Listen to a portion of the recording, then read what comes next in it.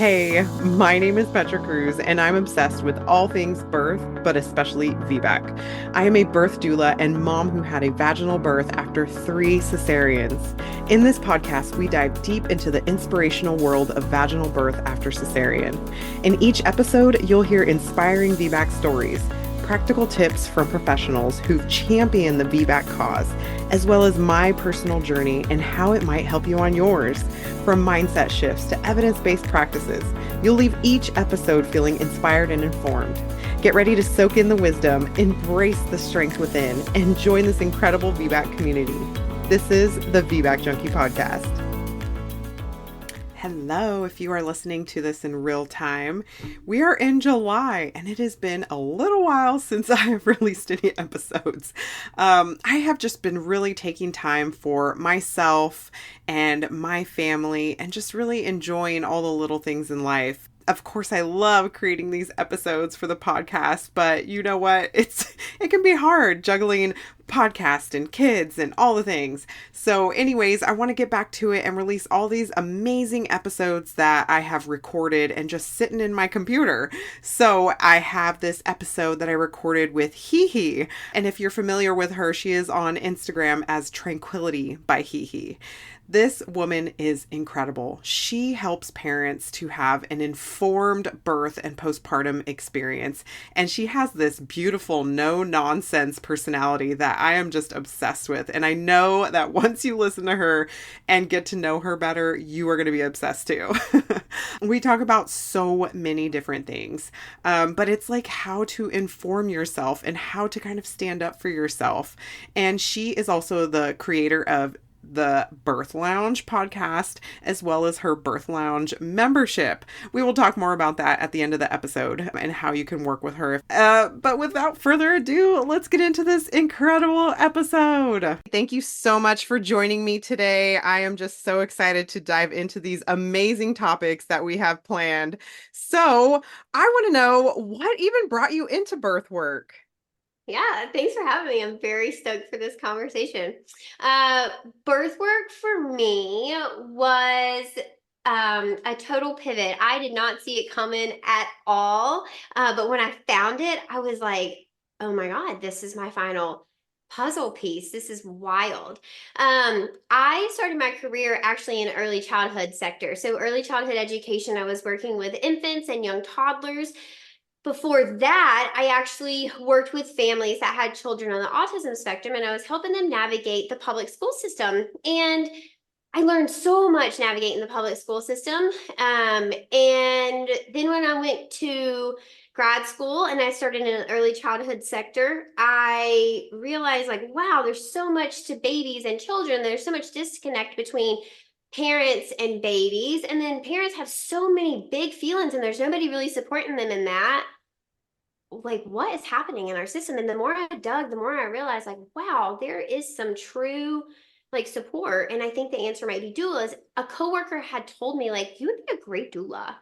You just have like so many of the good characteristics to like be a great doula, help people like have their babies. And I was like, all right, I don't know, never thought about that. Let me check it out. I took a weekend training, which is like kind of standard. And I just sat there and was like, wow, this is the final like little puzzle piece in addition to my master's, in addition to understanding babies and toddlers, in addition to knowing how to navigate a system. It was the education system, and I was turning them to the medical system, but the system, nonetheless, at the end of the day, ladies and gentlemen, they're all the same. It is the same system. The tactics are so similar. You can like see them from a mile away, and I already had all that. And I thought, oh my goodness, this is perfect. And that is literally how I stumbled into birth work. And I incorporate every single piece of that every single day.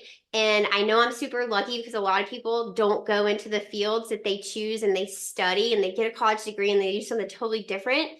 And I'm one of the lucky people that I do get to use the stuff I love every single day. And I do a job that makes me like so freaking happy every day. So yeah, that's it. That's how I became a doula. I love it so much. So at this point, how long have you actually been a doula? So I started in 2016, and we're recording this in 2024, so 8 years. Holy Wow. cow, that's crazy. Oh my gosh, 10 years is like right around the corner. Yeah, that is incredible. So, you know what? I love that you have this master's in something different, but it's so relatable, Yeah. like you said, because a lot of children, like I was a special needs school bus driver for about 7 years.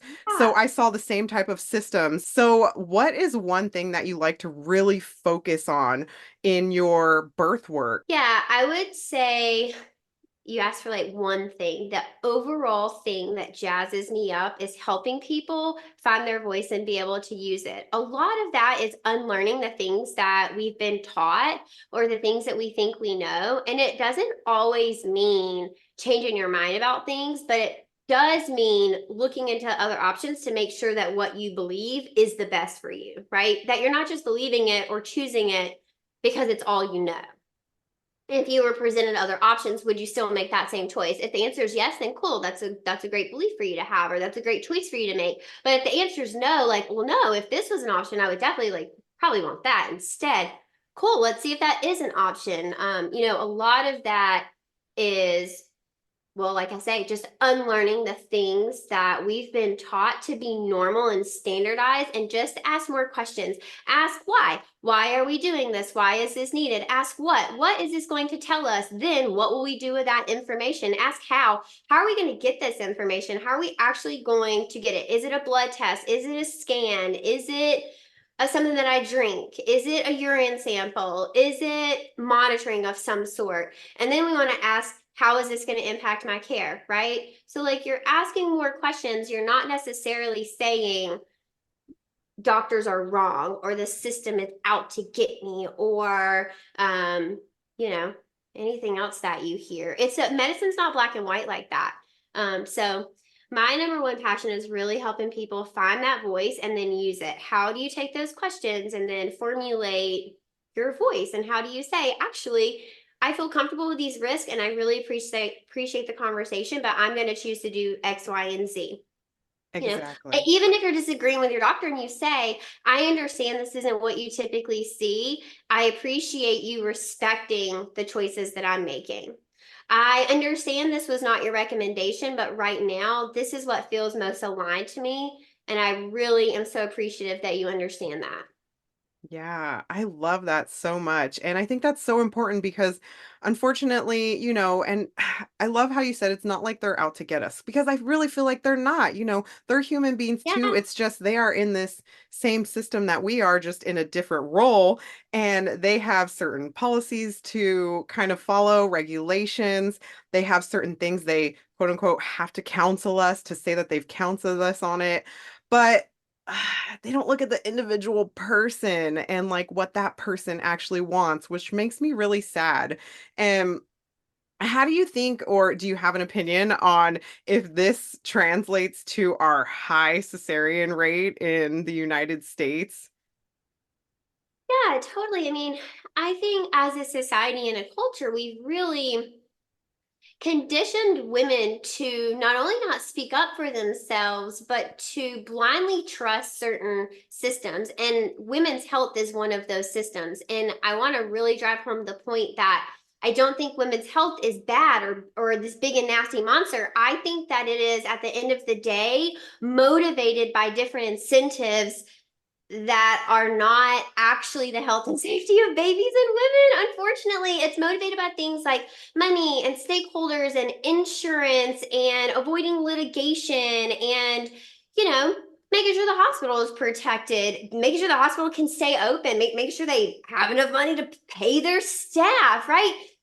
We would hope that if that ever came up against the health and safety of patients, we would always choose health and safety of patients, but we know that's not true. If that were true, we would not see policies in hospitals for things like VBAC bans or, you know, you are not allowed to have a twin vaginal birth.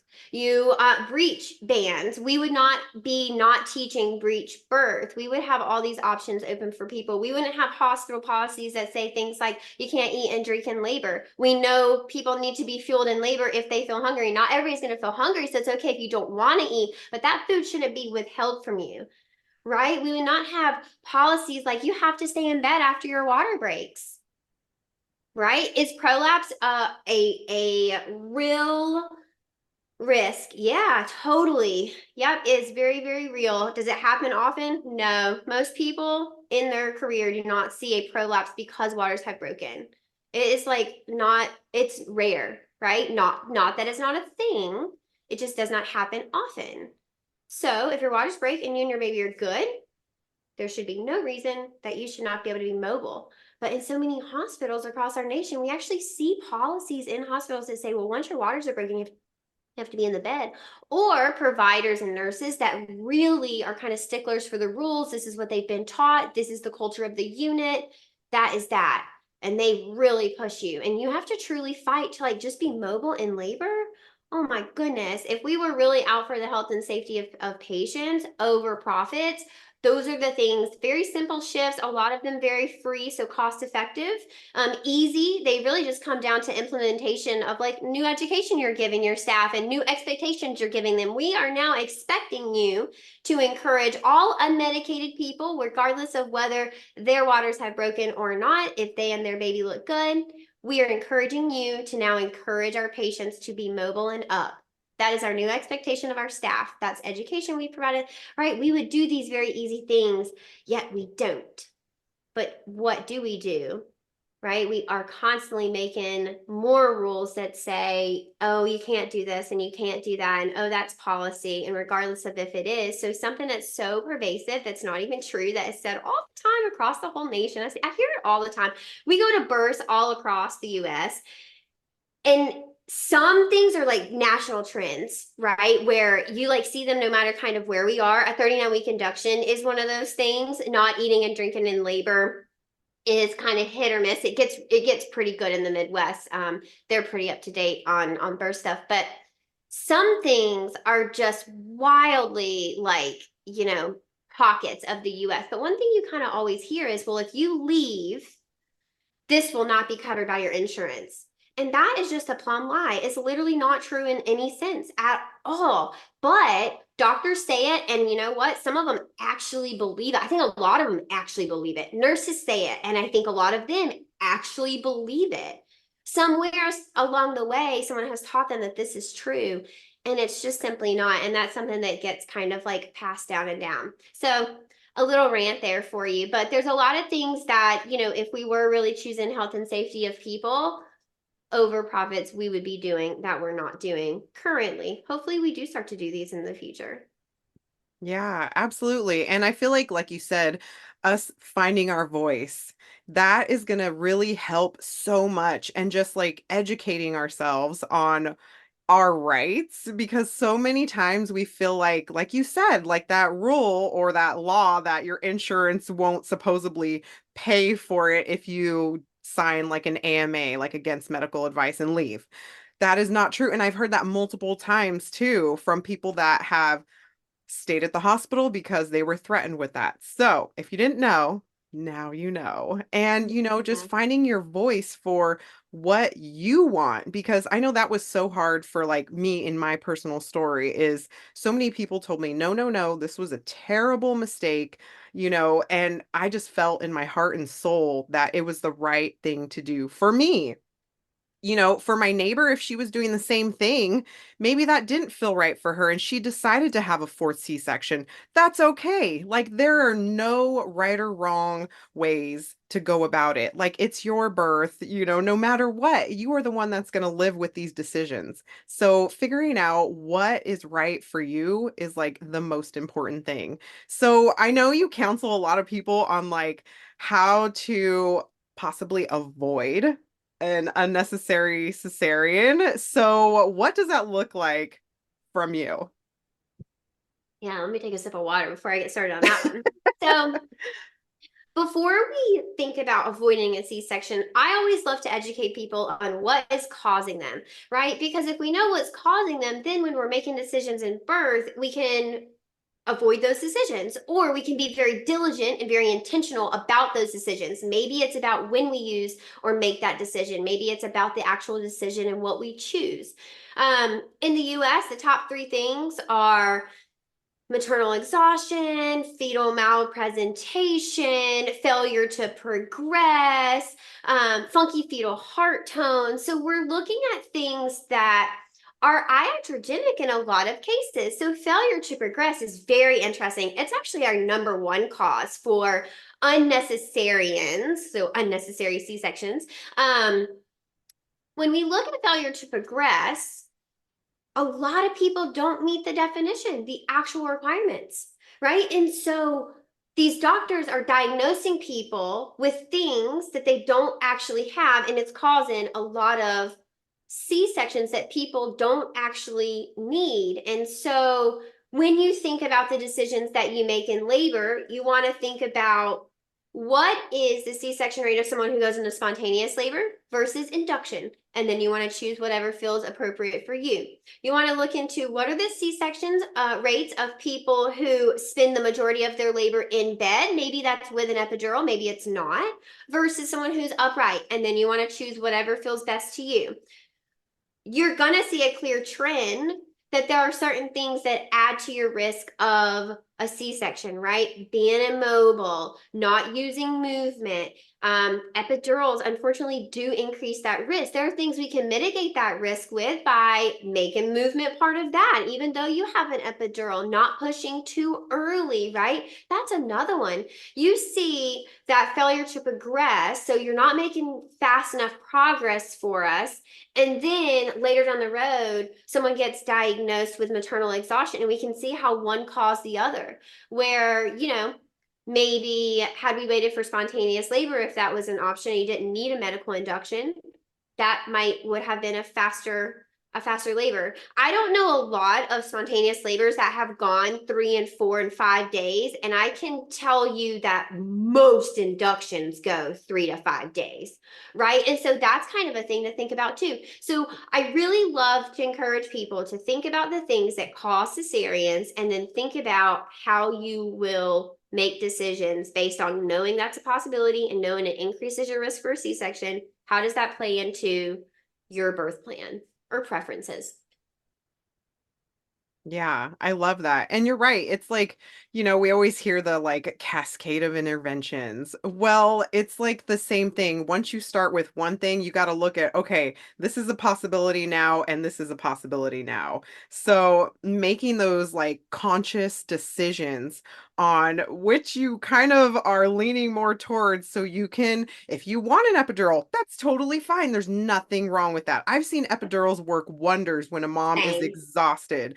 So, just making sure that you, like you said, are able to like move into different positions, because with a doula, a nurse, and a partner or whoever, we can always encourage different positions and help mom into that position, and just like making sure she's hydrated and still like in that laboring mode, and not like disconnecting from that laboring, brain.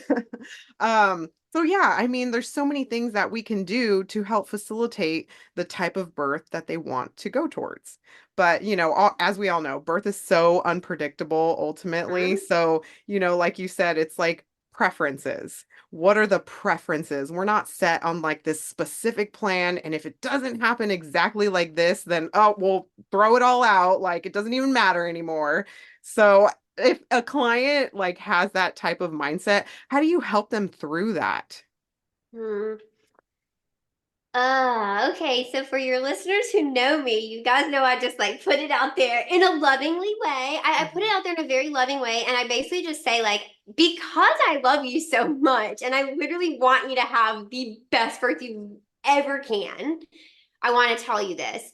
For listeners that don't know me, I'm really into like very straightforward, kind love, gentle love, but really, I'm not going to beat around the bush, because here's the thing: you're an adult, and I want you to be able to take responsibility for your birth. I want you to be the driver of this, and you cannot do that if I am not being 100% transparent. And some things are not fun to talk about, and so sometimes I really do have to give people kind of like a reality check, and I might just call them up and say like, hey, how you doing? And they're like, oh, I'm doing good, but I'm like pretty stressed. Like I'm gonna be like super bummed if I don't like have my vaginal delivery. Like I'm like, I am not gonna have a C-section. I'm not gonna do it this time.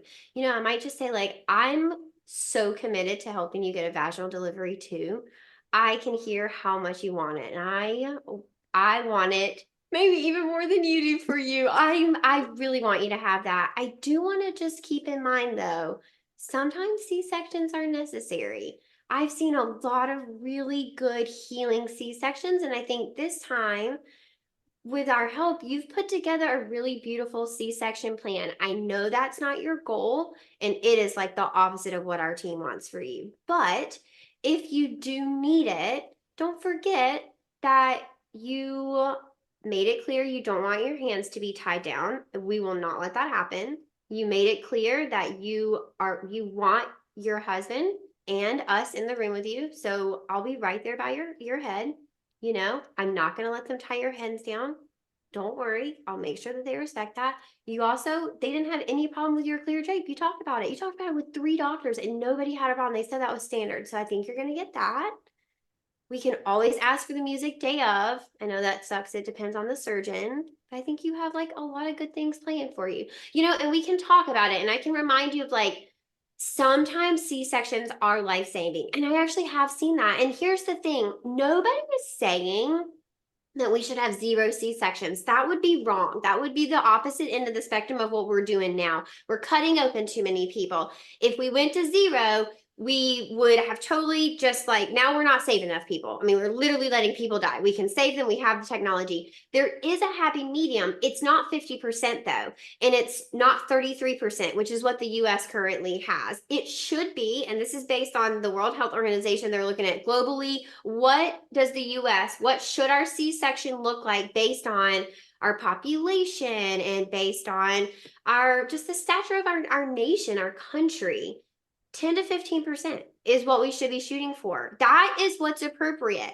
85 to 90% of women should be hypothetically having a home birth and or be seeing a midwife, right? 85 to 90% of people should not be being seen by surgeons. And unfortunately, when you misallocate that care to a population that doesn't need that high of specialized care, excuse me, it gets really fuzzy. And the result in this case is a really high C-section rate. Yeah, absolutely. And I think you hit on so many amazing points. But I think, one thing that is really important to emphasize is I totally agree with you. Like sometimes cesareans are so necessary. I've seen it in front of me happen, when there's Same. like something that we didn't even know about. Like someone has a broken tailbone we didn't know about, and they've been laboring for 55 hours and baby won't come out. Sometimes, that is just what is needed to happen. Really important for people to know it's not just my body didn't work, it failed me. There are so many other things at play. Right, exactly. And even if it's like a chosen C-section, because I have heard stories of that too, where someone is just having so much anxiety surrounding like the unpredictability of labor and they want to have a cesarean because they know, when it's going to happen, how it's going to go. And so that can happen too. And that's totally Mm-hmm. okay. Like there's Mm-hmm. no right or wrong way to go about it. But one thing I do want to emphasize on is like advocacy. So if, there are some things that you really want to do for your birth preferences, and there's no like actual medical emergencies, is there something that you suggest for people to kind of practice or do in order to advocate for themselves confidently or, their partner? Yeah, absolutely. I mean, I think you hit on 2 really important pieces. It's not just one answer. It's like you've got to kind of do a life overhaul, right? So if you're going to be really good at this, because you and I were kind of talking about this before we started recording, but you reach this place in labor where your body just kind of takes over, your brain kind of shuts off. You're not thinking in logical terms. You're not trying to process what's actually happening around you. Your brain is trying to shut off and put you into birth brain. Like it needs you to go into this really deep spiritual place. You need to be able to advocate for yourself in that place. So it needs to be very second nature to you. You also want your partner to be confident and educated on how to advocate for you in that situation too. Throughout labor, this is going to start in your prenatals. So start early in your prenatal. Start talking to your doctor literally first appointment. Ask questions that are on your mind. That's the easiest way. Just put them out there. Whatever comes to your mind. You can do research later. But when you first meet your doctor, let's start asking questions. Hey, how many births unmedicated do you see each month? Hey, what's your VBAC rate? What's your C-section rate? How many inductions do you do? What percentage of your patients choose induction? Many of them, I would bet, choose induction per their influence. And feel free to ask that. You should say, how many of them choose that of their free will versus a 39-week induction based on hospital policy? Right? You can ask these things. Their answer to that is going to let you know very early on, 8, 10, 12, 16 weeks. Whoa, I am so not aligned with this person. Or like, oh my God, I love this person. I love this person. They're amazing. I am so glad I'm with them, right? If you don't feel like that, you ought to change. It does not mean that you have to feel like, ugh, I don't like this person at all. It could literally just be like a meh. They're fine. You don't want somebody who's fine coming to your birth.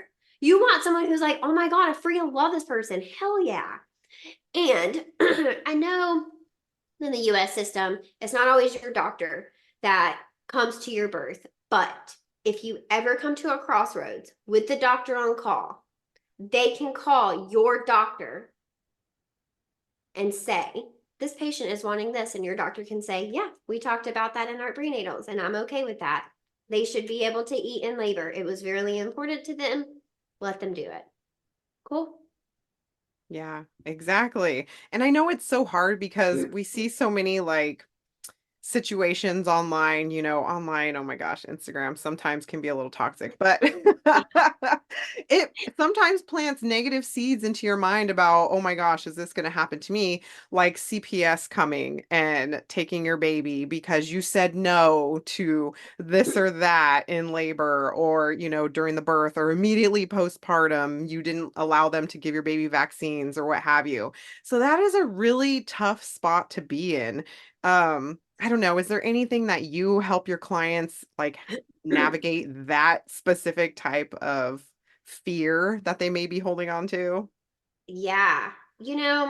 I love to say that the antidote to fear is education. And so it's all going to be doing your research, and that's going to look different. So if you have learned that an influencer online had her baby held by the NICU and CPS was called and they wouldn't release her baby. And I don't say that mockingly. I say that in a way that is so disappointed and like disgusted in the system that these are even cases, right? This is not how you treat people who've just had a baby, regardless of the situation. I do understand there are true cases of neglect and abuse and all sorts of things for sure. I worked in social services for a very, very, very brief time when I moved to Boston, and it was some of the worst few months of my life. I saw horrible things, and I hold a lot of space about it.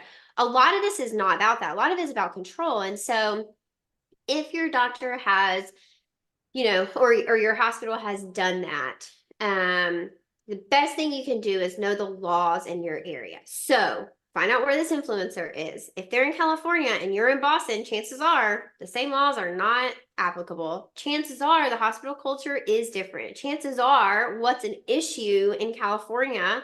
Okay, let's do California and Mississippi.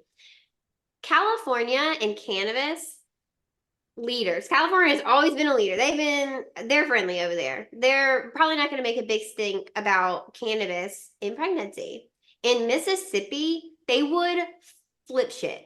They would lose their mind. I mean, my parents still call it devil's grass. Are we kidding? Like we haven't even we're not even marijuana. We are on devil's grass still, right? Like no, things are different, right? So Make sure that the information you're getting is local to you. Make sure you're looking into your local laws. Make sure you're asking questions in your local Facebook group. A lot of local Facebook groups now have anonymous buttons where you can post anonymously and you can say anonymously, has anyone birthed at X hospital, declined Y, and would be willing to share your experience? If so, feel free to comment below, or my DMs are open if you don't want to share publicly. Perfect. Now you're getting people who are telling you, hey, I declined this and CPS was called to me. Hey, I declined this and the NICU wouldn't release my baby to me. Hey, I declined this. CPS was called to me. Oh, yeah, I had CPS called to me because I wouldn't do that. The doctors pushed me so hard and I finally caved. That was after they threatened me with CPS. Now you know, okay, if I do this at this hospital, we're going to have problems. Maybe that's something you're willing to take on and you say, you know what, I'm going to know the laws back and forth. I'm going to know exactly what I can and can't do with my child and the laws that protect me against that. I'm not going to let the hospital or CPS bully me. You can do that. Sometimes it is a little bit of a game of smoke and mirrors. Not all the time. Sometimes it's very true, very, very real. But sometimes it is a smoke and mirrors. So if you're very, very educated, you can navigate that. It's really scary and it's super traumatic. So I would say don't underestimate both of those. It is really traumatic when someone is withholding your baby from you. It's sad. I could like cry right now thinking about it. It's really terrible. We've had people here who've had situations postpartum because they have declined vitamin K and opted for oral because they wouldn't give postpartum Pitocin because cannabis was found in their system. Cannabis is legal here in Boston, in Massachusetts. It is legal for both recreational and medicinal use. You know, it's a difference of opinion on whether you think cannabis is safe in pregnancy. And the bottom line is the research, we don't have it. And so for a doctor to punish a parent like that is, in some people's eyes, a grave overstep. And I would argue avoidable trauma for sure. There's a way and a time and a place to handle that. And it kind of goes back to the education we're providing providers, though. This is how we're telling them to handle that.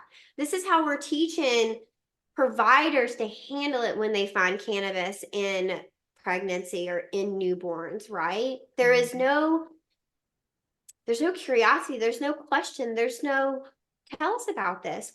What's going on here? Maybe that mom had literally debilitating nausea for her whole entire pregnancy. No medication would work. Maybe her providers would not listen to her. She swapped providers. She told every single provider. She saw different providers every single prenatal. Saw everybody. They all told her that's just part of it. They all prescribed her the same medication that didn't work. Maybe that's what it was. Maybe this mom is trying to stay off of prescription mental health medications that her provider told her it was not safe to take in pregnancy, and then told her you just have to wait until postpartum to get back on them as part of pregnancy. That's just part of pregnancy. You wanted to be a mom, so this is it. This is part of it. It's just a welcome to your first lesson in being a mom. We'll get you back on. Maybe she's trying her best mental health wise, right? You don't know. And so I think, again, there's a time and a place and a way to approach parents and get some more information, understand where they're coming from, maybe do some education. And if you find neglect and abuse, take the right steps after that. But you know, broken system. Here we are. Here's HeHe, the squeaky wheel, always saying the same thing. No, I love it. I mean, and I feel like we need more of this type of just open dialogue. Like, I don't understand why there's just so many back doors that we have to get through in order to get the real information into the people who deserves it hands. Like, it is just sad. It's sad to me that I feel like we need to even talk about this, but I've had multiple clients who are like, I want to decline everything. Is this going to be an issue? And a lot of times, yeah, it is a big issue. So Yeah. we just never know. And obviously they can opt for like a home birth midwife or a birth center birth. And sometimes that does lower like that stigma. Not always, because there are some home birth midwives who still like to require like the immediate Mhm. postpartum Pitocin and just like, just like in the hospital. But that's why we ask all the questions beforehand and we educate ourselves on our rights and all that good stuff. So I'm sure that you do have lots of VBAC hopeful clients. So is there something that you tend to gravitate towards like first or most importantly when they are planning their VBAC? Yeah, I think two things make incredible difference. Pelvic floor physical therapy and chiropractics for me are the two things. Now, it sucks because those things are actually stacked on top of everything you did for your first birth. So still the childbirth education, which probably or might need to be different this time going around. Hiring the doula, if you did last time, do it again. If it didn't go so well, hire a different one. If it went well and you liked, if it didn't go well and you liked the person and it obviously wasn't their fault, hire the second one. But if you're like, I really don't love that doula, it's okay. You can hire a different one. You're not like stuck with you're not stuck with a doula. You can hire whoever you want. If it went really well and you love that doula, hire her again. If your partner was not that educated last time, let's get them educated. If they were educated last time, let's get them a refresher and then let's refine their skills. Let's say this freaking got me through last time. Like, I need you to do it again. It was the only thing that got me through transition was hearing you say, you can do this. What they didn't do well, let's say this, not my favorite thing. Maybe we leave that in the last birth. I think since then I have learned X, Y, and Z would be better for me. So whatever. He teaches them in the birth lounge, or I'm going to send you some PDFs, or I'm going to send you some YouTube videos, or I'm going to share my notes that I've taken on those things. That's what I'd like, right? And then obviously, and I know you talk about this all the time because it makes such a difference. It literally makes a difference. Finding a doctor that is not VBAC like tolerant, but actually VBAC trained. They are comfortable in brief in VBAC. They trust VBAC. They have seen and attended VBACs. They're comfortable. They don't just like say like, yeah, we can VBAC. No, they're like, hell yeah, let's VBAC. I see it all the time. Friggin' VBAC. Also, your first one, not necessary. Like, you didn't even need that one. This is basically, let's do it over. Let's do this VBAC. Like, that's the doctor you want. They do exist out there. And arguably, I'm an optimist, so I will say this. I think we're getting more out there. I think more doctors are becoming VBAC friendly. I know there are people out there who would be like, absolutely not. It is terrible out there. The terrain is horrible. I do get that. I actually think it's because of us. I think women are the one that's pushing the needle forward, and the more that people like you, Petra, like just do it, and they're not taking no for an answer, you create a space for doctors to say, "Oh shit, it wasn't that was oh wow that like worked. That was fine." Wait, then why have I been taught all this? Like, why have I been taught all this stuff on here? Second. And that's what you're doing, right? Every time you say, fine, I'm not, then I can't have you as my doctor because you won't support me in this. Okay, fine. I'm taking my business elsewhere. I'm not even birthing this whole hospital. I'm going to a different hospital. I'm going to give my money there because they support VBACs and you guys don't. Every time you do that, ladies, you are setting the tone. You're moving the needle a little bit further. And I truly do believe that's why we're seeing more VBAC doctors pop up because I think they realize like we better get with the times or we're like people are gonna be VBAC and we're not gonna know what to do. Like you either get trained or that's it. People are going to have VBACs. They're doing it. Yeah, absolutely. And I think I mean, yes, I always recommend all those things. And obviously, I just went gung ho and was like, nobody's supporting me, Yeah. whatever. I'm still doing it anyways.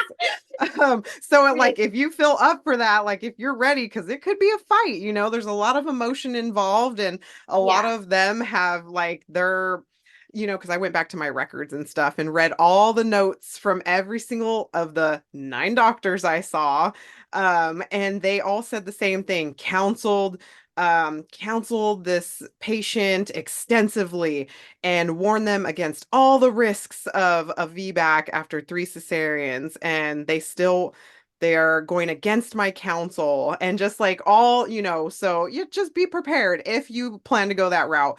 But, everything you said, so important. And I'd love to know, like, I know the importance of like pelvic floor therapy and chiropractic in pregnancy. So what do you feel is the importance of that for planning a VBAC? Yeah. So I was taught this at a pelvic floor physical therapy workshop, actually. So take the edge of your shirt and you're going to put one hand on each hip and you're going to twist one hand. You're going to keep one hand the same. And you're going to notice that your shirt eventually like rises up your hip and one is really, really tight and one is so twisted. Well, your C-section incision in all the layers can form like that. It doesn't always, but it can. The body healing is not always very linear or like smooth and straight. The body's going to heal to keep you alive. It's going to heal in the best way for functionality.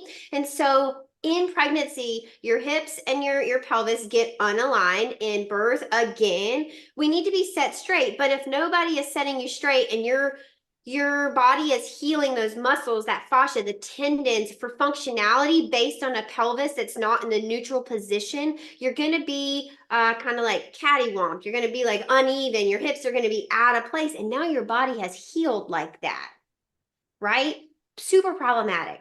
That in turn, in other pregnancies, are, oh my gosh, going to cause your pelvis to be more narrow. There's going to be less space for your baby. It could cause breech babies. We could cause all sorts of things, right? Tight pelvic floor, hip pain, lower back pain, pubic pain, pain in the second pregnancy that we didn't have in the first pregnancy. Whereas if we did pelvic floor therapy combined with chiro, the pelvic floor is going to release the pelvic floor therapy is going to release your pelvic floor muscles. And a lot of PFPTs are going to be knowledgeable about scar massage. And so while we're releasing your pelvic floor your pelvic floor, your physical therapist will also be releasing your scar. Those two things are going to be releasing your hips muscularly. So we're talking about muscles, right? Then we're going to go to the skeleton piece of our skeletal-muscular system, and we are working on this system together. And so you've got a PFPT who's loosening your pelvic muscles in all aspects. I mean, they work on hips, they work on lower back, they work on your tailbone, your pubic bone, your actual muscles in your vagina. I mean, just like everything. And then your chiropractor is going to set you back in a neutral position. Now, a couple things to know about chiropractic care. Typically takes a couple of visits. Your body is going to have a natural it wants to rebound to where it came from, basically. And so your chiropractor is going to adjust you, and then you go to PFPT and they relax everything based on that adjustment. Then you go back to chiropractor, they adjust you, and then your PFPT. So I recommend going to each of them a couple times. Usually your pelvic floor physical therapist will tell you you're all set because your muscles usually take a lot longer than your spine. Typically your chiropractor is like, yeah, your pelvis is good. Like you're aligned, you're feeling good. But your muscles are still a little cattywonk because don't forget you healed that way, right? For a lot of people, they're waiting 18 months, 2 years plus for a VBAC. And so your body has some time to it's got to unspiral a little bit. It's got to unlearn what it's learned. We're unlearning mentally, you know? Your body's got to unlearn what it's learned. And so that's the benefit. And I think it's super duper duper important. I actually talk about that to people on our interviews when they interview our team for VBAC. I say, this is something that our team has found to be massively, massively influential.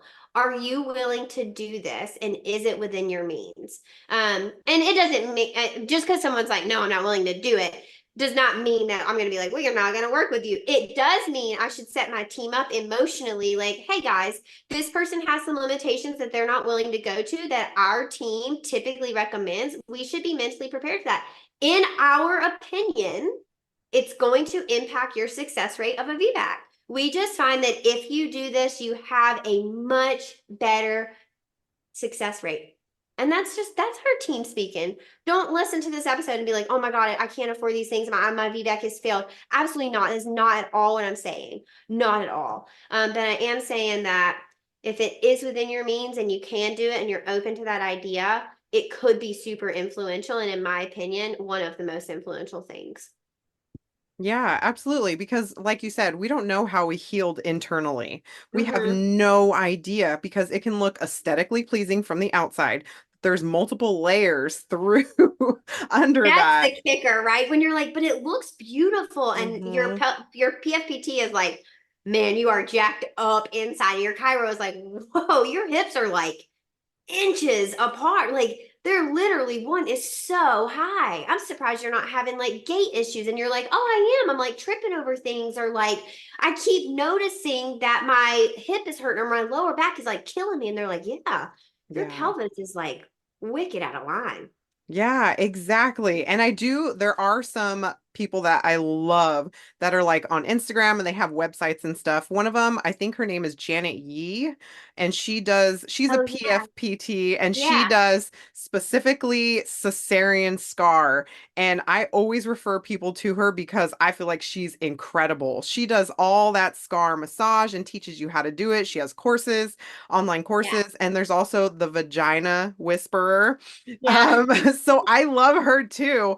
And I was actually in her membership. She has an online membership for pelvic floor therapy because she has amazing little, exercises and stuff in there. It's actually not little, it's a huge library Yeah. of exercises. But she also has one specifically for women who have had cesareans. So there is a lot of like backing to getting pelvic floor therapy and how it can be beneficial if you possibly do have underlying issues.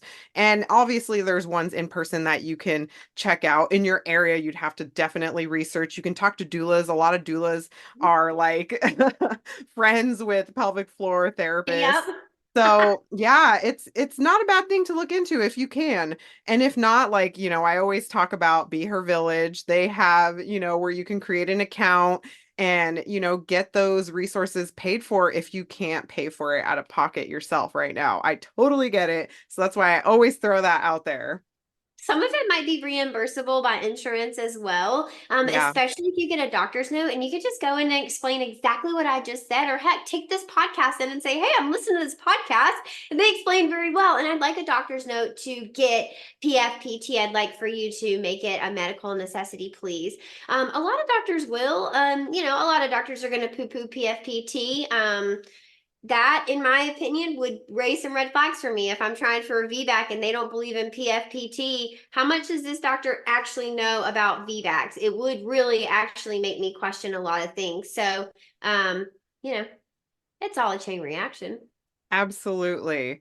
Well, thank you so much, HeHe. I feel like we covered so many things and people are going to get so much out of this episode. And I do want everybody to know that HeHe has her own podcast. It's called the Birth Lounge Podcast, right? It Eh, is. which I love. I've listened to so many episodes and I mean, I was also a guest on there too. So, Yes, you were. and then HeHe also has a membership and it's also called the Birth Lounge, right? It is the Birth Lounge membership. And we also have an app. So you can download the Birth Lounge app in any app store for Google or Android. Um, yeah, follow me on Instagram for some fun content. I try and be funny on there. I don't know if I hit the mark, but You I do. always think they're funny. Thank No, you. I love everything that you put out there. So if somebody wants to work with you, whether it's in person or virtually, how would they go about doing that? Yeah, so you can find me at tranquilitybyhehe.com. There's a form on there to fill out, or you can always email me tranquilitybyhehe@gmail.com. Love it so much. Well, thank you again so much for being a guest here and informing everybody on the amazing knowledge that you have. I so appreciate you. Thank you so much. Thanks for having me. This was fun. Bye, Absolutely. guys. Yeah. Thank you so much for listening to another episode of the VBAC Junkie podcast. Make sure to leave a rating and subscribe to the show so that you don't miss an episode.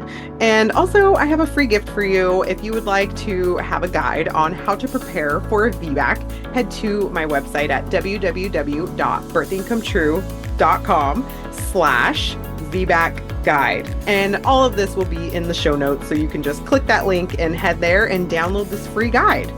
I hope you have an amazing week. Until next time, bye.